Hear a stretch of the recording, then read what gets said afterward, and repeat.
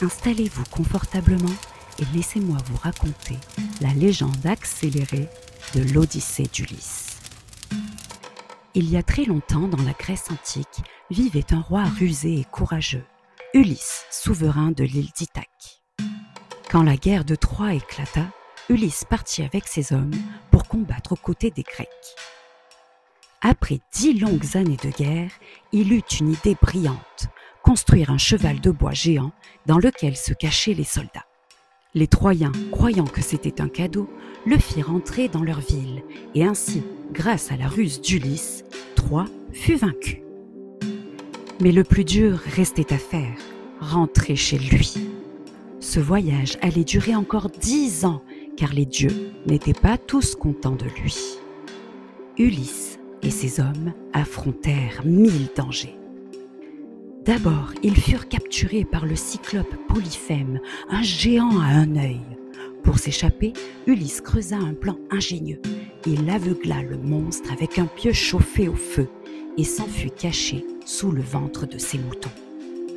Puis, ils rencontrèrent Éole, le dieu des vents, qui donna à Ulysse un sac contenant tous les vents contraires. Mais les marins, croyant que c'était de l'or, ouvrirent le sac, et la tempête les ramena loin de leur route.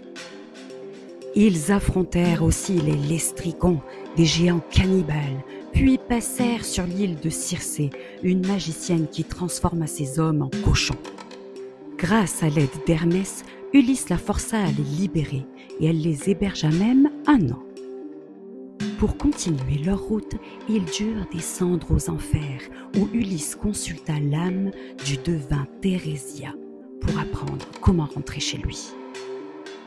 Ensuite, il dut affronter les sirènes, dont la voix ensorcelait les marins. Il boucha les oreilles de ses compagnons avec de la cire, mais lui-même s'attacha au mât pour écouter leurs chants sans se jeter à la mer.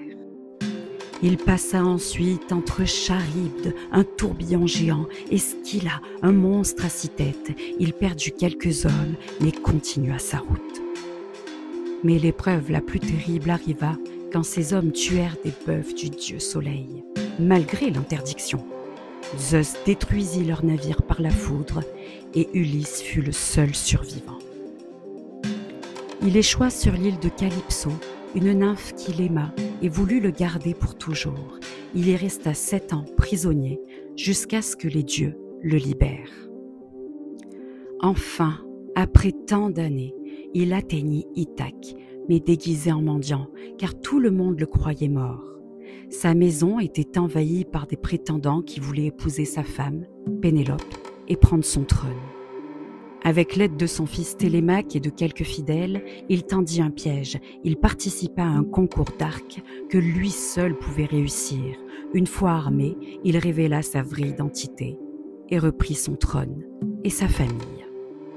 Et c'est ainsi que, grâce à son intelligence, sa ruse et sa persévérance, Ulysse triompha de tous les obstacles pour retrouver sa terre et ceux qu'il aimait. C'est cette aventure qu'on appelle l'Odyssée. Si toi aussi tu as aimé cette vidéo, n'oublie pas, like, commente, partage et abonne-toi. À bientôt!